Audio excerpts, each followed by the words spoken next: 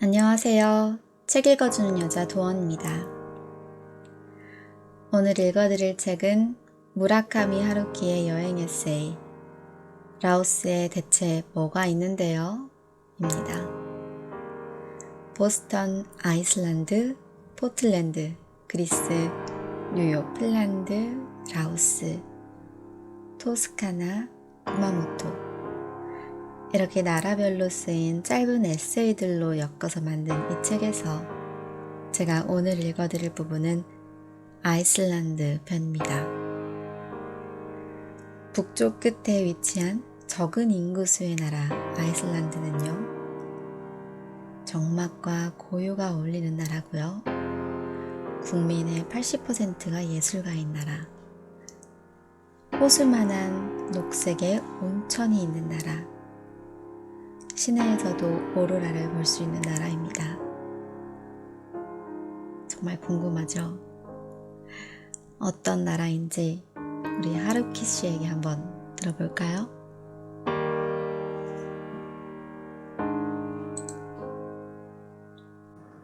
작가회의.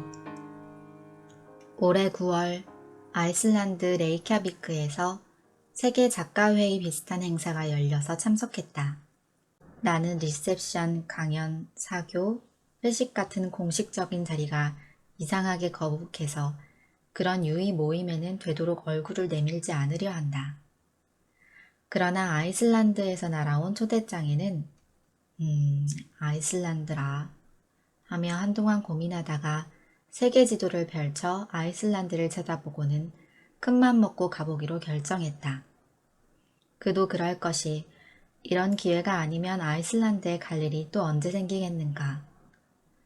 지도상에서 아이슬란드는 실로 세계의 꼭대기 혹은 끄트머리에 있는 듯 보인다. 한쪽 발을 거의 북극권에 디딘 것이나 마찬가지다. 끄트머리에 뭔가 있으면 저도 모르게 가보고 싶어지는 것이 나의 성벽 중 하나다. 게다가 때마침 나의 소설 스푸트니크의 연인이 9월에 아이슬란드에서 번역 출판될 예정이었다. 국경의 남쪽, 태양의 서쪽에 이은 두 번째 아이슬란드어 번역이다. 그런데 아이슬란드의 인구는 고작 30만 명 남짓이다. 잘은 몰라도 어쩌면 도쿄 도미나토구의 인구보다 적지 않을까? 그런 작은 시장에 내 소설의 번역서를 내서 수지가 맞을 리 없을 텐데. 그런 생각이 들자 역시 이번 기회에 큰맘 먹고 가봐야겠다 싶어졌다. 아이슬란드는 과연 어떤 나라일까? 그곳 사람들은 무슨 생각을 하고 어떤 삶을 살아가고 있을까? 널널한 나라. 도쿄에서 레이캬비크까지는 직항편이 없으므로 일단 코펜하겐까지 가서 아이슬란드 항공기로 갈아탄다. 코펜하겐까지는 대략 10시간 반. 거기서 레이캬비크까지 3시간 남짓. 다 합하면 꽤 긴 여정이다. 그동안 나는 책을 4권 읽었다. 아이슬란드의 면적은 시코쿠와 홋카이도를 합친 정도다. 넓기는 제법 넓다. 그러나 앞서 말했듯이 인구가 30만 명 정도밖에 안 되어 상당히 널널한 느낌이다. 물론 유럽에서도 인구 밀도가 가장 널널한 숫자다. 숫자만 들어도 어련히 그렇게 상상이 되지만 직접 가보면 정말로 사람이 없다. 물론 레이캬비크는 수도이자 도심이라 나름대로 번화하고 아침 저녁으로는 도로 정체 현상도 보이지만 렌터카를 빌려 조금만 벗어나면 정말이지 말 그대로 텅텅 비어있다. 가도 가도 스쳐 지나가는 차 한 대 없고 인적도 찾기 힘들다. 인구가 856명이니 348명이니 하는 아담한 마을이 잊을만 하면 가끔씩 튀어나올 뿐이다. 마을과 마을 사이에는 이끼가 자란 광활한 용암대지가 끝도 없이 펼쳐져 있다. 무엇보다 이렇게 면적이 넓은 나라에 지역 번호라는 게 없다. 나라 전체에서 시내 통화가 가능하다. 아이슬란드도 최근 들어 유럽의 새로운 관광지로 주목받고 있으니 여름 시즌에는 관광객들로 제법 북적거릴 테지만 내가 갔던 9월 초는 완연한 가을이라 관광객을 거의 찾아볼 수 없었다. 호텔은 대부분 영업을 아예 중단하거나 규모를 대폭 축소한 상황이었다. 온 나라에 이제 문 닫습니다 하는 분위기가 가득해서 덕분에 북변다운 적막감 하나는 생생히 느낄 수 있었다. 잘 몰랐는데 아이슬란드의 관광산업은 5월경 시작해 8월 말 거의 딱 끝나버린다. 그리고 막간처럼 짧은 가을이 들렀다가 뒤이어 길고 어두운 겨울이 찾아온다. 9월 초인데도 역시 아이슬란드는 제법 추웠다. 일본처럼 늦더위가 기승을 부리는 분위기는 전혀 없다. 스웨터를 껴입고 가죽 점퍼를 걸치고 목도리까지 두르는 게 평범한 나날의 기본 장비다. 무엇보다 바람이 차다. 이제 9월인데 이렇게 추우면 한겨울에는 얼마나 추울까 걱정이 앞서는데 막상 한겨울의 추위는 그리 호되지 않은 모양이다. 멕시코 난류가 아이슬란드 언저리까지 올라오므로 위도에 비해 겨울이 별로 춥지 않다는 것이다. 오히려 위도상 훨씬 아래인 유럽 각국의 추위가 더 매섭다고 한다. 뉴욕 날씨와 별 차이 없어요. 라고 아이슬란드 사람들은 주장한다. 그러나 추위는 그렇다 쳐도 북극권에 한없이 가까운 위치이니만큼 겨울밤이 몹시도 길다. 북쪽 지역은 하루 중 2시간 정도밖에 해를 볼 수 없고 나머지는 캄캄했다가 조금 어스름해졌다가 하는 그라데이션의 변화뿐이다. 사람들은 집안에서 책을 읽거나 렌털 비디오를 보는 수밖에 없다. 이런 곳을 일반 관광객이 굳이 제 발로 찾아오진 않으리라. 그런 까닭에 9월 초 세계 작가회의 같은 행사가 개최된 것이다. 관광객이 확 줄어 호텔 잡기도 쉽고 하니. 독서를 즐기는 나라. 작가회의에 대해서는 별로 할 얘기가 없다.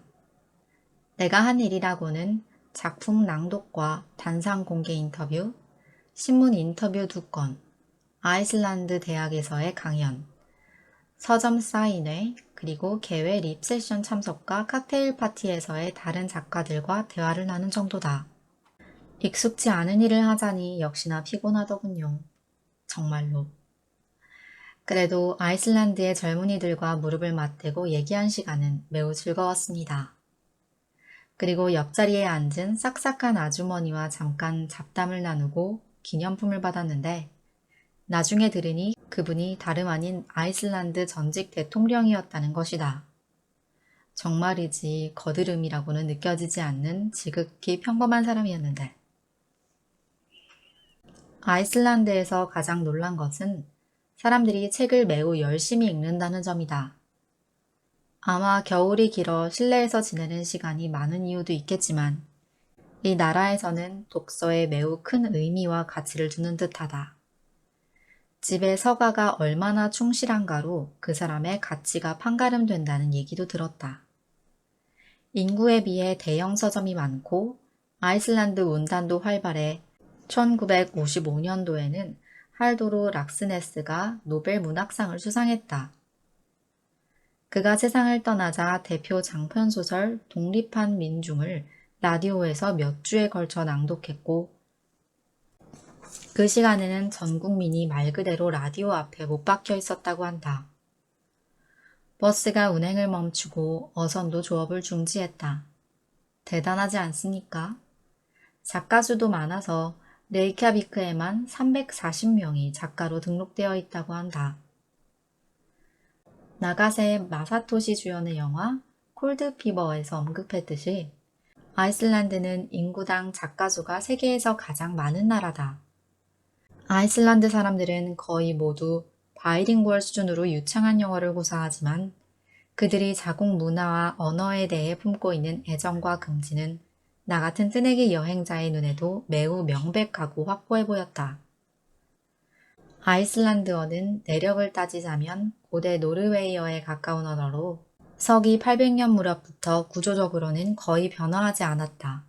당대 유럽에서 문학상을 높이 인정받은 아이슬란드 사과 속의 언어가 오늘날까지 면면이 이어져 오는 것이다.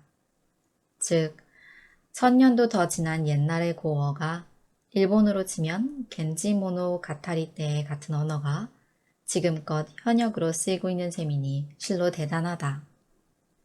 다만 외국인이 아이슬란드어를 습득하기란 매우 어려운 모양이다. 아이슬란드 사람에게 물어보면 100이면 100, 아이슬란드어는 엄청나게 어려워요 라고 대답한다. 발음만 해도 완전하게 익히기가 거의 불가능하다고 한다.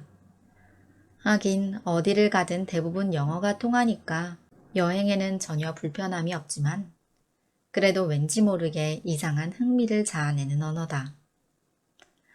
아이슬란드어가 왜 오랜 세월 변화하지 않았는지 살펴보면 역시나 유럽의 진정한 끄트머리이기에 주변국과의 왕래가 힘들어 거의 최근까지 문화교류가 활발하지 못했다는 점이 가장 큰 원인으로 꼽힌다. 오랫동안 외래 문화나 외래어가 아주 조금씩밖에 들어오지 않았기 때문에 언어가 비교적 순수한 상태로 남게 된 것이다. 아이슬란드 사람들은 그런 자문화의 독자성을 상당히 의식하며 지금도 외래어를 쓰지 않으려 노력한다. 예를 들어 팩스나 컴퓨터 같은 단어도 그대로 들여오지 않고 신중하고 주의 깊게 아이슬란드 언어로 바꿔서 사용한다. 그런 면은 일본과 상당히 다르죠. 조금 특이한 아이슬란드 동물들.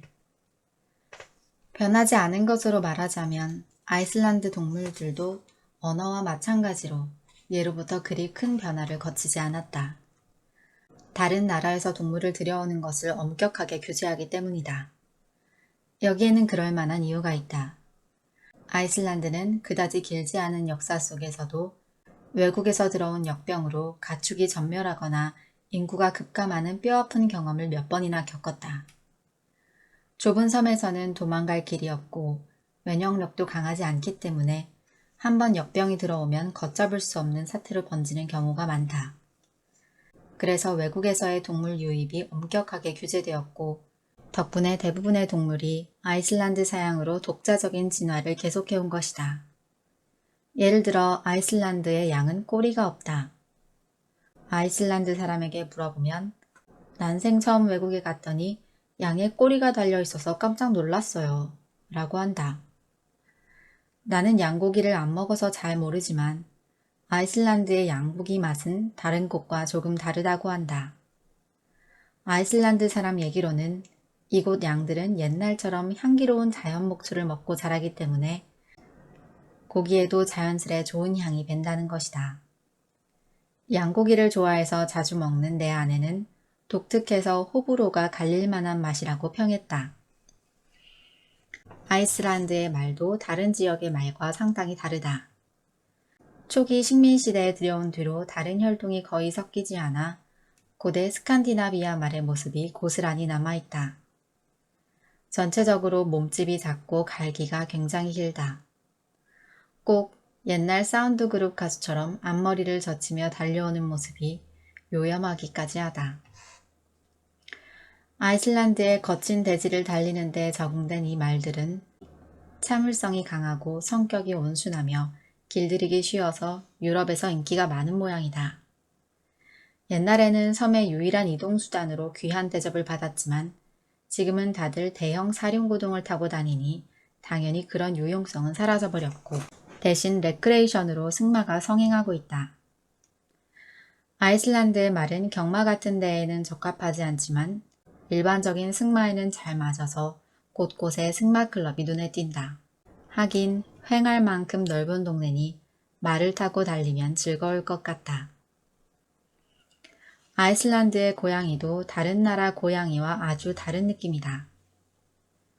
나는 고양이를 좋아해서 외국에 갈 때마다 그곳 고양이 생김새나 기질을 자세히 관찰하곤 하는데 그 중에서도 아이슬란드의 고양이는 꽤 흥미로웠다. 첫째로 인구수에 비해 고양이 수가 엄청나게 많다. 사할린에서는 온통 개밖에 안 보였는데 아이슬란드에는 고양이가 압도적으로 많다. 레이캬비크 거리를 산책하다 보면 자주 고양이를 마주친다. 비교적 큰 덩치에 아름다운 털이 정성껏 손질되어 있으며 사람을 잘 따른다. 모두 이름이 적힌 목줄을 달고 있다. 소속이 확실하다. 척 봐도 소중하게 키우는 티가 난다. 그런 고양이가 제법 자유롭게 기분 내키는 대로 어슬렁어슬렁 동네를 돌아다닌다. 그리고 이리 와 하고 부르면 거리낌 없이 다가온다. 아이슬란드의 고양이가 다른 나라 고양이와 다르다지만 겉보기에는 별 차이가 없다. 그러나 성격이 매우 대범하고 인간에 대한 경계심이 적은 것 같다. 어쩌면 고양이들은 이 북쪽 끄트머리 땅에서 어떤 특별한 내적 변화를 거쳤을지도 모른다. 어쨌거나 고양이를 좋아하는 사람에게는 반가운 동네임이 틀림없다. 거리를 걷기만 해도 마음이 따뜻해진답니다. 아이슬란드의 식사. 아이슬란드의 주요 산업은 어업이다. 당연히 생선이 신선하고 맛있다. 이것은 일본인 여행자에게 무척 고마운 일이다.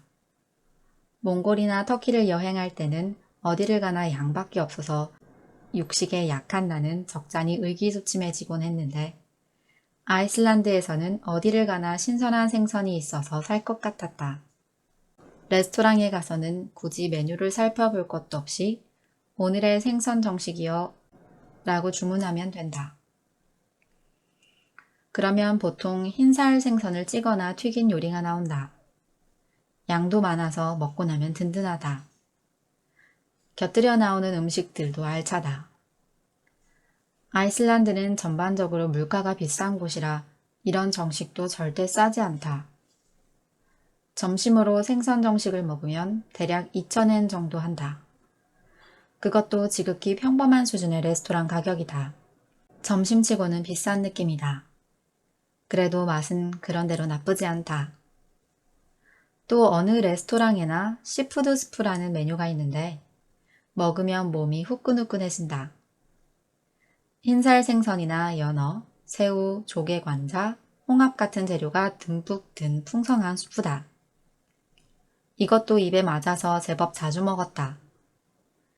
요리뿐만 아니라 주류 가격도 상당히 비싸다. 아이슬란드에서는 옛날부터 음주에 얽힌 말썽이 많아서 오랫동안 금주 제도가 이어지다 제법 근년에 들어서야 폐지되었다. 그런데 이상하게 유독 맥주에 대해서는 그 후로도 계속 금주법이 적용되어 놀랍게도 아이슬란드에서는 1980년대 말까지 맥주를 전혀 마실 수 없었다. 물론 많은 사람이 자기 집 헛간에서 손수 맥주를 만들어 마셨고 밀매업자들은 온갖 수단을 동원해 외국 맥주를 대량으로 국내에 들여왔다. 예를 들면 어선 선원들이 세관의 눈을 비해 운반하는 시기다. 워낙 어선수가 많고 해안선이 길어서 작업 자체는 그리 어렵지 않다. 예로부터 금주제도란 효과를 발휘한 전례가 없다. 아이슬란드의 뛰어난 영화 감독 프리드리크 프리드릭손이 만든 무비데이스라는 매력적인 영화가 있는데 1960년대 레이캬비크의 생활상을 묘사한 이 영화에도 맥주 밀수로 돈을 벌어 우아한 생활을 하며 근방에서 유일하게 텔레비전을 갖고 있는 남자가 등장한다. 주인공 소녀는 맥주 상자 옮기는 일을 거들며 용돈을 번다. 그런데 위스키 밀수하면 영화 언터처블처럼 악하고 거친 느낌이 들지만 맥주 밀수는 왠지 그럴듯한 이미지가 안 떠오르죠. 그저 무겁기만 하지. 아이슬란드 정부는 금주 제도를 폐지한 뒤에도 높은 관세를 매겨 음주를 제한하고 있으며 그 때문에 주류 가격이 매우 비싸다. 레스토랑에서 와인이나 맥주를 마시고 계산서를 보면 적잖이 놀랄 것이다. 알코올 섭취량 제한에는 금주법보다 이쪽이 훨씬 현실적인 효과를 발휘하는 듯도 하다. 그나저나 만약 일본에서도 맥주가 불법이 된다면 어떻게 해야 할지 나는 도무지 짐작도 가지 않는다. 어디 망명이라도 해야 할까? 스나이펠스네스 반도로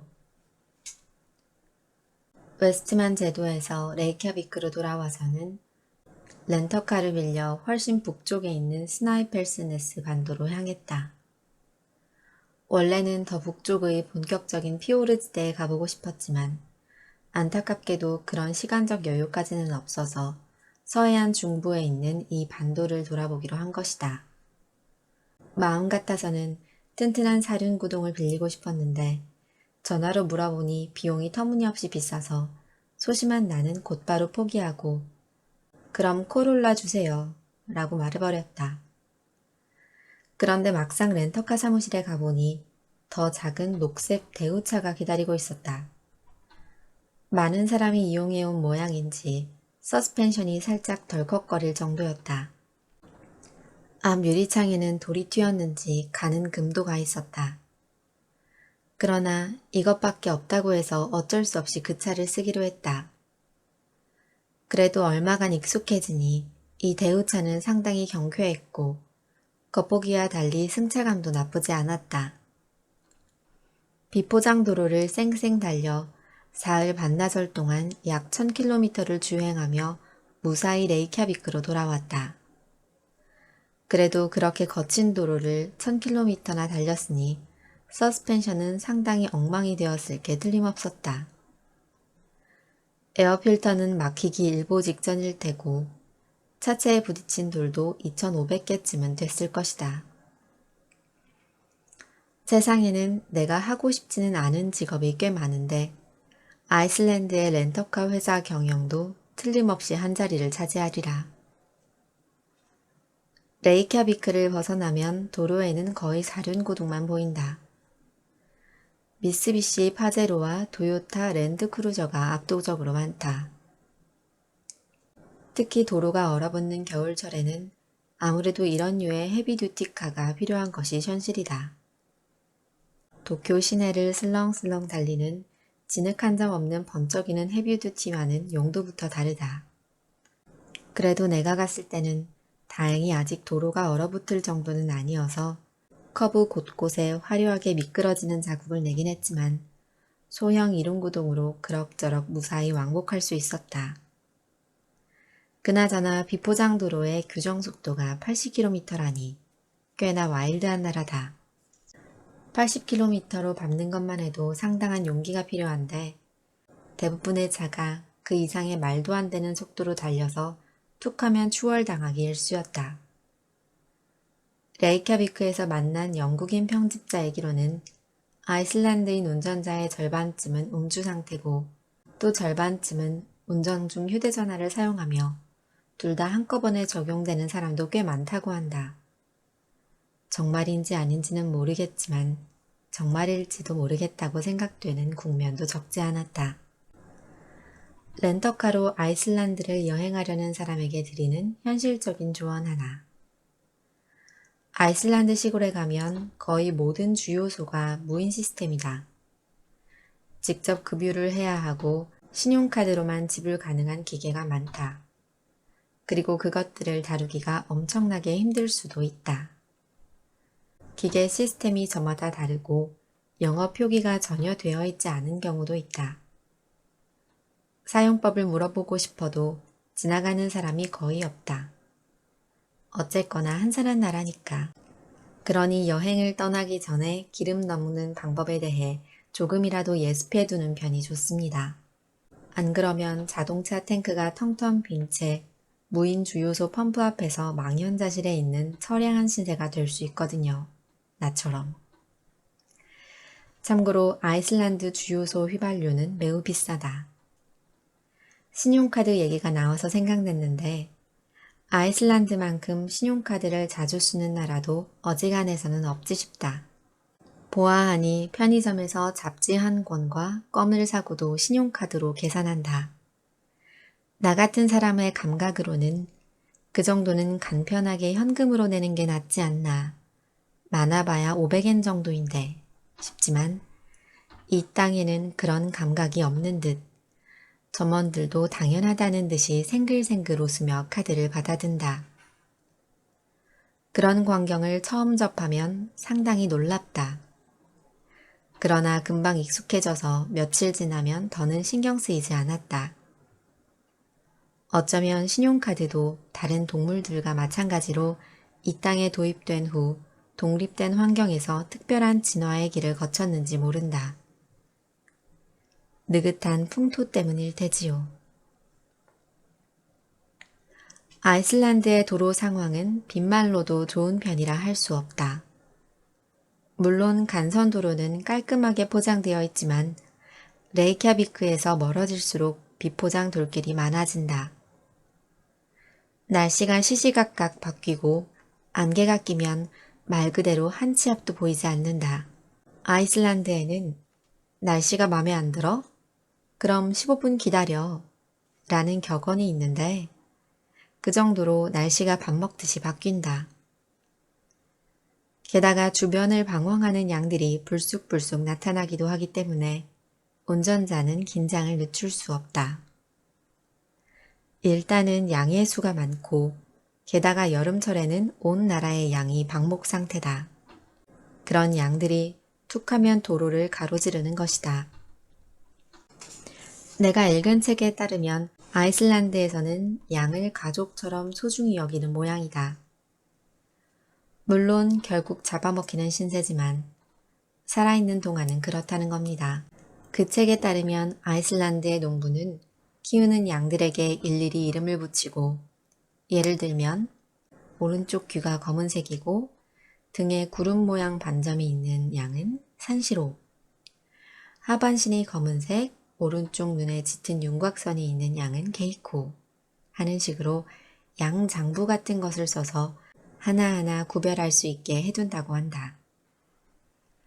한 사람이 수백 마리씩 키우는 경우도 많으니 보통 작업이 아닐 텐데 어쩌면 아이슬란드에는 고유의 아이슬란드 시간 같은 것이 있고 그 아이슬란드 시간 속에서 양 300마리의 얼굴과 이름을 외우는 것도 그리 큰 수고가 아닐지 모른다. 이끼투성이의 광활한 아이슬란드 황야를 한가롭게 자동차로 달리다 보면 그런 인생도 나쁘진 않겠다는 기분이 든다. 아이슬란드는 거의 전 국토에 이끼가 자라있다. 그렇게 이끼가 많은 나라도 달리 없을 것이다. 일본의 이끼보다 색이 옅고 모양도 다르지만 어쨌거나 이끼다. 섬의 대부분을 이루는 용암으로 형성된 울퉁불퉁한 황야가 짙푸른 이끼로 뒤덮여 있는 것이다. 어지간히 이끼가 자라기 쉬운 풍토인가 보다. 이끼들은 그곳에 가만히 존재하면서 고대부터 이어져 오는 북변의 침묵을 고스란히 빨아들이고 있는 듯하다. 또한 빙하가 많고 비가 자주 내려서 그런 이끼 광야 곳곳에 아름다운 계곡물이 흐르고 그것이 또 여기저기 역동적인 하얀 폭포를 만든다. 실로 신비로운 풍경이다. 그런 풍경은 아이슬란드가 아니면 볼 수 없을 것이다. 숲은 전혀라고 말해도 될 만큼 없다. 아이슬란드가 궁핍했던 시기에 사람들이 땔감으로 쓰려고 산림을 모조리 벌채해버렸기 때문이다. 본래 이곳에 자라있던 수목의 99%가 사람들 손에 베어나갔다고 한다. 당시 사람들은 하루하루 버티는 것이 고작이라 나무를 심을 만한 여유가 없었다. 혹독한 환경에서 살아남는 것만으로 벅찼던 것이다. 이대로는 안 된다며 여기저기서 식수를 시작했는데 남쪽과 달리 수목의 성정이 더뎌 울창한 숲을 이루려면 아직도 한참의 시간을 기다려야 한다. 지금은 기껏해야 사람 키만한 나무밖에 없다. 그러나 비록 큰 나무가 없다 해도 푸른 이끼에 뒤덮인 용암대지가 끝도 없이 펼쳐지고 곳곳에 자그마한 한랭지 꽃이 가련하게 피어있는 풍경은 매우 아름답다. 그런 풍경 속에 홀로 서 있으면 이따금 불어오는 바람소리 혹은 아득한 시냇물 소리 말고는 아무것도 들리지 않는다. 오로지 깊은 내면의 고요가 존재할 뿐이다. 그럴 때 우리는 마치 머나먼 고대로 이끌려온 듯한 느낌이 든다. 이 섬에는 무인의 침묵이 더할 나위 없이 잘 어울린다. 아이슬란드 사람들은 이 섬에 유령이 가득하다고 말한다. 설령 그렇다 하더라도 무척 과묵한 유령들이리라. 아이슬란드의 이런 자연에는 인간이 멋대로 발을 들일 수 없다. 도로를 벗어나 어딘가로 가려면 대부분 다른 사람들이 만들어 놓은 길을 찾아서 조심스럽게 따라가야 한다. 마음대로 성큼성큼 광야에 들어갔다가는 이끼나 야생식물이 짓밟혀 죽어버리고 그것들이 원래대로 재생하기까지 어마어마하게 긴 시간이 걸리기 때문이다. 다들 앞사람이 내놓은 길을 따라 조용히 자연 속으로 들어간다. 쓰레기를 버리는 사람도 없다. 아이슬란드 사람들은 이렇듯 식물을 매우 소중히 여긴다. 어느 레스토랑이든 테이블에 자그마한 꽃이 꽂혀 있는데 잘 보면 모두 인공적으로 만든 조화다. 그것도 장미나 카네이션 같은 화려한 꽃이 아니라 매우 평범한 이름도 모를 고산 식물의 이미테이션이다. 그렇게 수수한 조화를 만드는 나라는 세상이 아무리 넓다 해도 아마 아이슬란드뿐이지 않을까? 이것도 익숙해지면 제법 괜찮고 식물이 귀한 나라에서 자연의 아름다움을 최대한 즐기고자 하는 사람들의 마음이 느껴진다. 보통 다른 나라의 레스토랑에 들어가서 테이블 위 꽃병에 꽂아둔 조화를 보면 뭐야, 이미테이션이야? 라며 실망하겠지만 아이슬란드에서는 오히려 조화의 씩씩함이 마음에 남았다. 스나이펠스네스 반도는 서쪽으로 돌출된 100km 길이의 가늘고 긴 반도로 끄트머리에 스나이펠스네스 화산이 있다. 이 화산은 멋진 빙하로 뒤덮여 있는데 줄 베르는 해발 1400m의 화산 분화구가 수수께끼의 땅속 세계로 들어가는 입구라는 설정으로 지구 속 여행을 썼다. 물론 실제로는 그렇지 않아도 산기슭에 서서 이 신비로운 산을 올려다보면 시간이 없어서 등반은 못했지만 신기하게 그런 황당무계한 이야기가 제법 진짜처럼 여겨진다. 그러나 스나이펠스네스 반도는 악천후로 유명해서 스나이펠스네스 화산을 꼭대기까지 선명하게 전망하기란 대단히 어렵다. 화창하게 맑은 날에야 꼭대기와 새하얀 빙하를 볼 수 있는데 이 지역의 화창한 날이란 거의 없다고 말해도 좋을 정도다. 안타깝지만 나 역시 그 전모를 눈에 담을 수는 없었다. 구름에 가려진 모습을 올려다보았을 뿐이다. 그러므로 이 악천후 지역을 방문하는 관광객은 비옷과 방수 신발, 모자와 목도리 등을 준비할 필요가 있다. 바람이 강해서 우산은 거의 쓸모가 없다. 무조건 젖어도 되는 천으로 몸을 감싸야 한다. 스나이펠스네스 반도에서 가장 큰 번화가는 스티키스 홀메르라는 곳인데 이곳 인구도 1216명에 불과하니 나머지는 안 봐도 짐작이 된다. 하여간 한산한 동네다. 매점들이 모조리 철수한 늦여름 바닷가를 상상한다면 비슷한 분위기일 것이다. 앞서 말했듯이 9월이 되면 관광 시즌이 끝나므로 어느 호텔에 가도 투숙객이 달랑 우리뿐이거나 혹은 한 팀쯤 더 있는 정도다. 레스토랑도 대부분 문을 닫는다. 대체 어디서 밥을 먹으라는 거야? 라는 말이 절로 나오겠지만 걱정할 것 없다. 장담하건대 어느 동네에 가든 피자집이 있다. 인구 200명 정도밖에 안 되는 작은 마을에서 장사가 될까 싶은데 어디서든 피자집들은 놀라울 정도로 호황이다. 아이슬란드 사람들은 피자를 어지간히 좋아하나 보다. 그래서 우리도 하는 수 없이 저녁으로 피자를 자주 먹었다. 맥주와 아이슬란드 피자. 맛은 그럭저럭 나쁘지 않았다. 스나이펠스네스 반도의 날씨는 정말이지 너무하지만 그 풍경은 우리를 실망시키지 않는다. 널리 알려진 관광 명소가 딱히 없고 따라서 방문하는 여행객도 그리 많지 않아 더없이 소박하고 바가지 씌우기도 없다. 남쪽에는 비교적 평탄한 해양선이 펼쳐지고 바닷새가 많아서 조류 관찰에 적합하다. 북부 연안에는 숨이 멎을 만큼 아름다운 피오르가 몇 군데 있다. 아주 먼 옛날 빙하에 깎여 나간 낭떠러지, 고즈넉하고 조용한 호미, 빨간 지붕의 작은 교회, 끝없이 펼쳐지는 푸른 이끼, 낮고 빠르게 흘러가는 선명한 구름, 불가사의한 모양의 과묵한 산들, 바람결에 나긋나긋 흔들리는 풀잎, 구두점을 찍듯이 제각기 흩어져 있는 양들, 불에 탄 폐허, 겨울을 대비해 단단히 묶어둔 건초다발. 그런 풍경들은 사진에 담기조차 꺼려진다. 그곳의 아름다움은 사진의 프레임에 도저히 담을 수 없는 종류의 것이기 때문이다. 우리 앞에 펼쳐진 풍경은 그 너른 대지와 거의 영원히 가다할 듯한 정적과 깊은 바다 내음과 거칠 것 없는 지표면을 휩쓰는 바람과 그곳에 흐르는 독특한 시간성이 한데 어우러져 있는 것이다.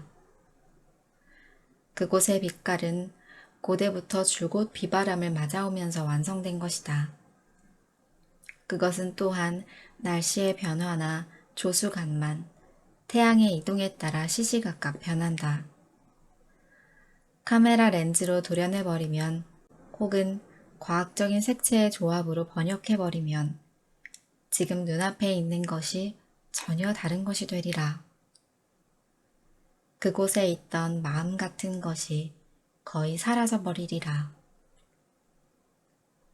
그러므로 우리는 그것을 최대한 오래 제 눈으로 바라보고 뇌리 깊숙이 새기는 수밖에 없다. 그리고 덧없는 기억의 서랍에 담아 직접 어딘가로 옮길 수밖에 없는 것이다. 온천천지. 아이슬란드는 온 나라에 온천이 나온다. 정말이지 온천 수증기를 국기 마크로 써도 되지 않을까 싶을 만큼 온천이 많다. 차를 타고 달리다 보면 하얀 수증기가 모락모락 피어오르는 작은 시냇물이 곧잘 눈에 띈다. 자연적으로 샘솟은 온천이 그대로 물줄기에 섞여 흘러가는 것이다. 일본인의 눈으로는 아이고 아까워라 저 귀한 온천을 하는 생각이 드는데 사방이 온천천지인 아이슬란드에서는 아무도 신경 쓰지 않는다. 차를 세우고 물에 손을 담가보니 깜짝 놀랄 정도로 뜨거웠다. 마음 같아서는 옷을 벗고 들어가 한숨 돌리고 싶지만 도로변에서 그럴 수도 없는 노릇이다.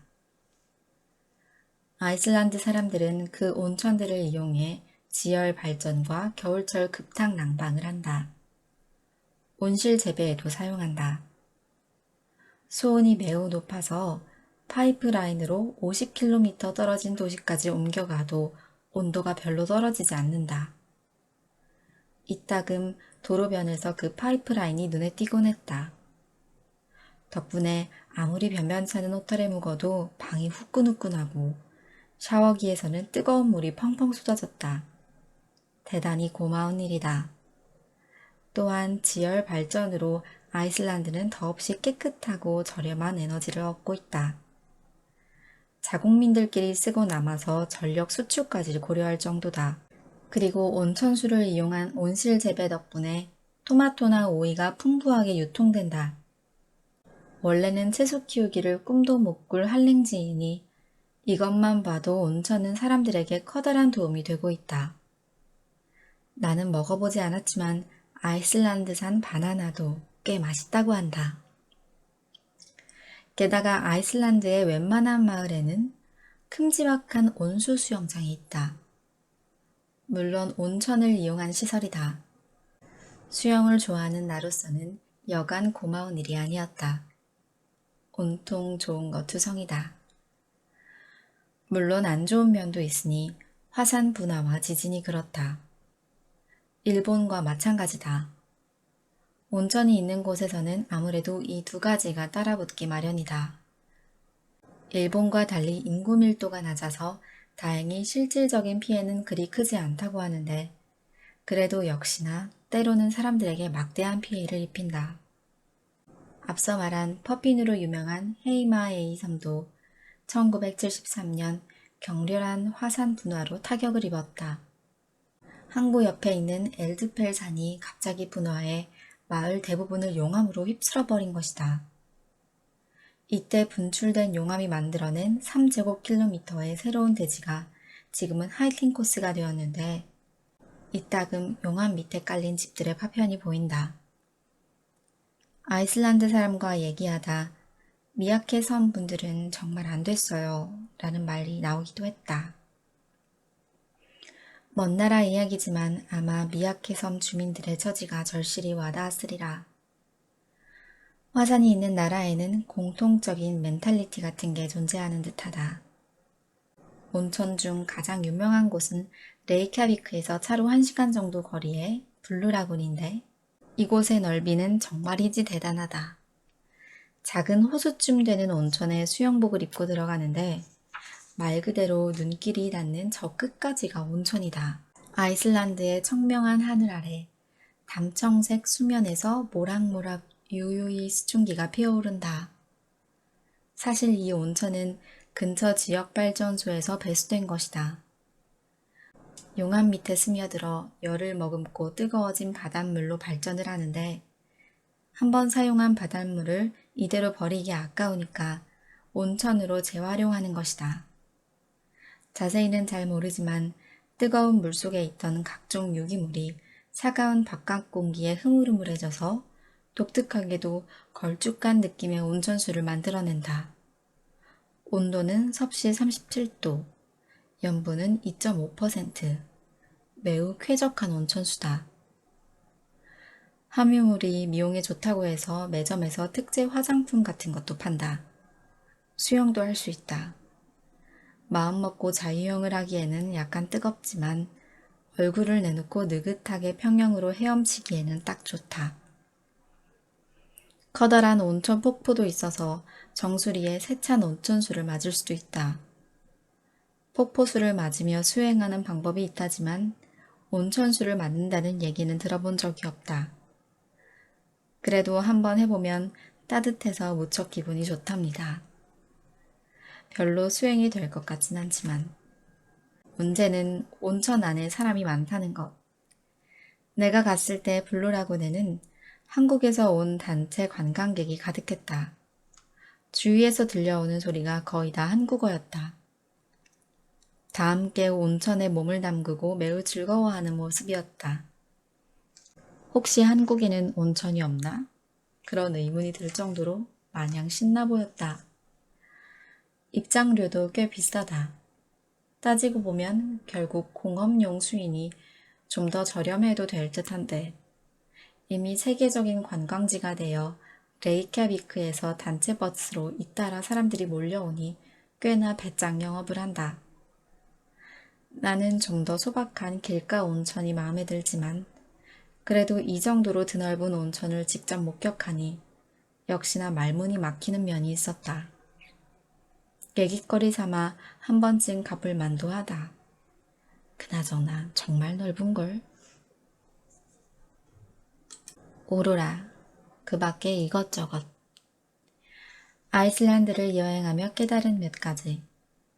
아이슬란드는 어디를 가나 그림 장식이 많다.